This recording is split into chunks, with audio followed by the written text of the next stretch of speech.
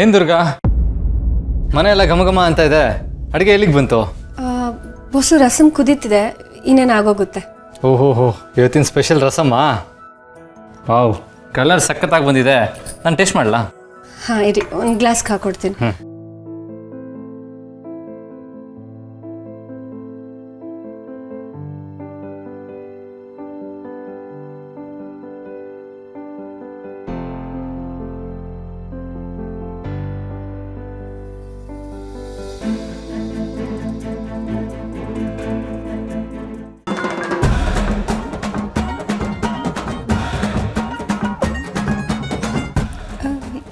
ಏನಾಯ್ತು ಬಾಸು, ಯಾಕೆ ಸುಮ್ಮನಾದ್ರಿ?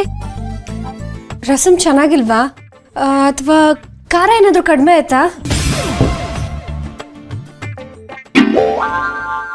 ಹೌದಾ, ಥ್ಯಾಂಕ್ಸ್ ಬಾಸು. ಓ ಪುಟ್ ಮೇಡಮ್ ಇವತ್ತು ವಿಡಿಯೋ ಕಾಲ್ ಮಾಡ್ತೀನಿ ಅಂದಿದ್ಲು, ಅವಳೇ ಫೋನ್ ಮಾಡಿರಬೇಕು. ನಾನು ಹೋಗಿ ಮಾತಾಡ್ಕೊಂಬರ್ತೀನಿ.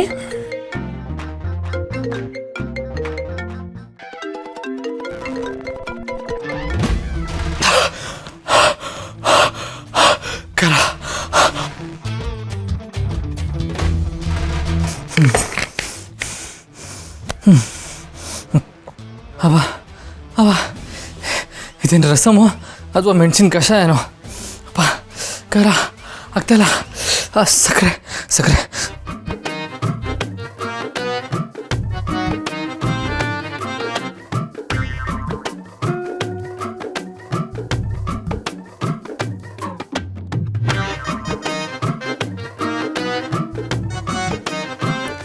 ಇದೇನಿದು, ಇಷ್ಟೊಂದು ಖಾರ ಹಾಕ್ಬಿಟ್ಟಿದ್ದಾಳಲ್ಲ. ಇದನ್ನೇನಾದರೂ ಮನೆಯವ್ರು ತಿಂದರೆ ಅಷ್ಟೇ, ದುರ್ಗಾ ಸರಿಯಾಗಿ ಬಯಸ್ಕೋತಾಳೆ.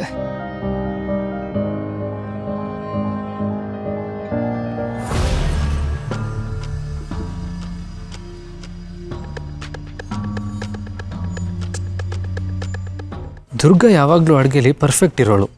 ಇವತ್ತು ಇಷ್ಟೊಂದು ಮೈ ಮರ್ತಿರೋದಕ್ಕೆ ಕಾರಣ ಏನಿರ್ಬೋದು? ಅವಳ ತಲೆಯಲ್ಲಿ ಏನೋ ದೊಡ್ಡ ವಿಷಯ ಓಡ್ತಾ ಇದೆ, ಅವಳಿಗೇನೋ ಮುಚ್ಚಿಡ್ತಾ ಇದ್ದಾಳೆ.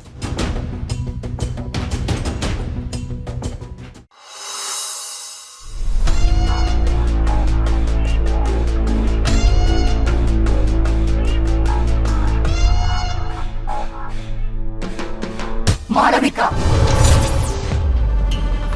ಅಮ್ಮ ಎಚ್ಚರವಾಗು. ನೀನು ಇಲ್ಲಿ ಸುಮ್ಮನೆ ಕೂತಿದ್ಯಾ, ಆದ್ರೆ ಅಲ್ಲಿ ಆ ಅಕ್ಕ ತಂಗಿಯರಿಬ್ಬರು ಸೇರಿ ದಾಕ್ಷಾಯಿಣಿಯ ಪ್ರತಿಮೆ ಎಲ್ಲಿದೆ ಅನ್ನೋದನ್ನ ಪತ್ತೆ ಹಚ್ತಿದ್ದಾರೆ. ಏನ್ ಹೇಳ್ತಾ ಇದ್ದೀರಮ್ಮ? ಹೇಗ್ ಸಾಧ್ಯ ಇದು? ಇಲ್ಲಮ್ಮ, ಇಲ್ಲ.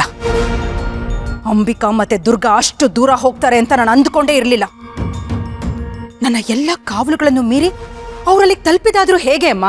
ನಿನಗೆ ಸಹಾಯ ಮಾಡೋಕೆ ಇಲ್ಲಿ ನಾನಿದ್ದೀನಿ ಅನ್ನೋದು ಎಷ್ಟು ನಿಜನೋ, ಆ ದುರ್ಗಾ ಮತ್ತು ಅಂಬಿಕಾಗೆ ಆ ದೇವಿಯ ಸಹಾಯ ಇದೆ ಅನ್ನೋದು ಅಷ್ಟೇ ನಿಜ. ಅದನ್ನ ನೀನು ಮರಿತಿದ್ಯಾ ಮಾಳ್ವಿಕಾ? ದೈವ ಬಲದ ಮುಂದೆ ನಮ್ಮ ಕುತಂತ್ರಗಳು ಒಂದೊಂದಾಗಿ ಸೋಲ್ತಿವೆ. ನಿಜಮ್ಮ. ಈಗ ನಾನೇನ್ ಮಾಡ್ಬೇಕು ಅನ್ನೋದನ್ನ ನೀವೇ ಹೇಳ್ಬೇಕು. ಒಂದು ವೇಳೆ ಏನಾದ್ರೂ ದಾಕ್ಷಾಯಿಣಿ ಪ್ರತಿಮೆ ಅವ್ರ ಕೈಗೆ ಸಿಕ್ಕಿದ್ರೆ ನಮ್ಮ ಇಷ್ಟು ವರ್ಷದ ಶ್ರಮ ಎಲ್ಲ ಮಣ್ಪಾಲಾಗೋಗುತ್ತೆಮ್ಮ. ಏನಾದ್ರೂ ಒಂದು ದಾರಿ ತೋರಿಸಿ. ಗಾಬರಿ ಪಡಬೇಡ, ಅವರು ಈ ಜಾಗಕ್ಕೆ ಬರೋ ಮೊದಲೇ ನೀನು ಅಲ್ಲಿಗೆ ಹೋಗಬೇಕು.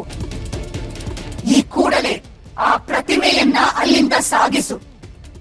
ನಗರದಿಂದ ತುಂಬಾ ದೂರವಿರೋ, ಯಾರು ಸುಲಭವಾಗಿ ಬರಲಾಗದ ಯಾವುದೋ ಕಾಡು ಅಥವಾ ಪಾಳು ಬಿದ್ದ ಪ್ರದೇಶದಲ್ಲಿ ಅದನ್ನ ಬಚ್ಚಿಡು. ಈ ಬಾರಿ ಅವರ ನೆರಳು ಕೂಡ ಆ ಪ್ರತಿಮೆಯ ಮೇಲೆ ಬೀಳಬಾರದು. ಸರಿಯಮ್ಮ, ನೀವು ಹೇಳಿದಾಗೆ ಮಾಡ್ತೀನಿ. ಈಗಲೇ ಆ ದಾಕ್ಷಾಯಿಣಿ ಪ್ರತಿಮೆನ ಮಾಯ ಮಾಡ್ತೀನಿ.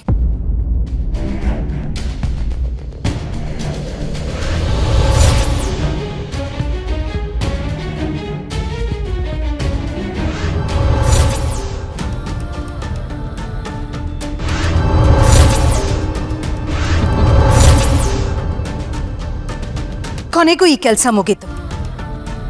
ಪಾಳ್ ಬಿದ್ದಿರೋ ಈ ಮನೆಯಲ್ಲಿ, ಭಯ ಆಗೋ ಈ ಜಾಗದಲ್ಲಿ ದಾಕ್ಷಾಯಿಣಿನ ತಂದು ಹಾಕಿದ್ದೀನಿ. ಇನ್ನು ಮುಂದೆ ಈ ಪ್ರತಿಮೆ ಯಾರ ಕೈಗೂ ಸಿಗೋದಿಲ್ಲ.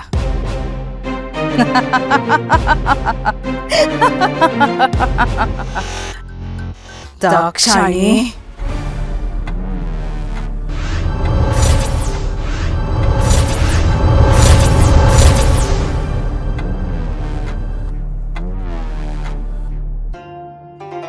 ಇನ್ಮೇಲೆ ಅಂಬಿಕನೇ ಆಗಲಿ ದುರ್ಗನೇ ಆಗಲಿ ಯಾರೇ ಆಗಲಿ ಈ ರಕ್ಷಾ ಕವಚನ ಭೇದಿಸೋದಕ್ಕೆ ಸಾಧ್ಯನೇ ಇಲ್ಲ. ನನ್ನ ಶಕ್ತಿಯ ಮುಂದೆ ಅವರ ದೈವ ಬಲ ಏನೂ ಅಲ್ಲ. ಈ ಪ್ರತಿಮೆ ಇರೋವರೆಗೂ ಮಾಳ್ವಿಕನ ಆಟಕ್ಕೆ ಕೊನೆನೇ ಇಲ್ಲ.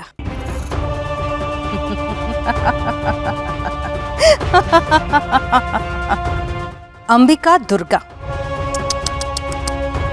ನಿಮ್ಮ ನೋಡಿದ್ರೆ ಅಯ್ಯೋ ಪಾಪ ಅನ್ಸುತ್ತೆ. ನಿಮ್ಮ ಕಷ್ಟಗಳಿಗೆ ಕೊನೆನೇ ಇಲ್ಲ.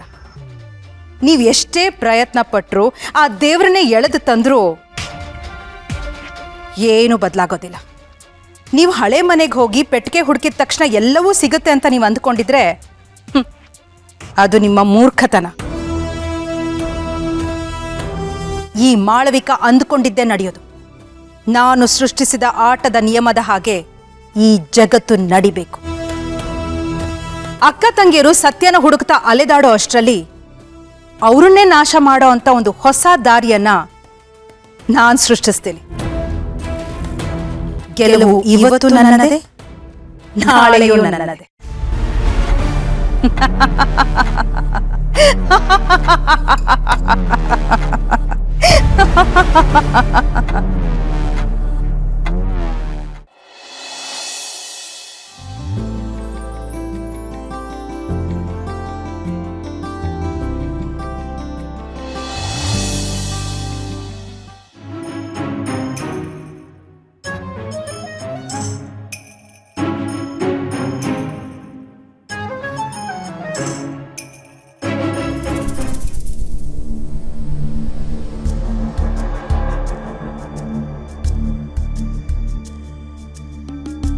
ದುರ್ಗಾ ಏನಿದು ಇದಕ್ಕಾಗಿ AC ಆಫ್ ಆಗೋಯ್ತಲ್ಲ?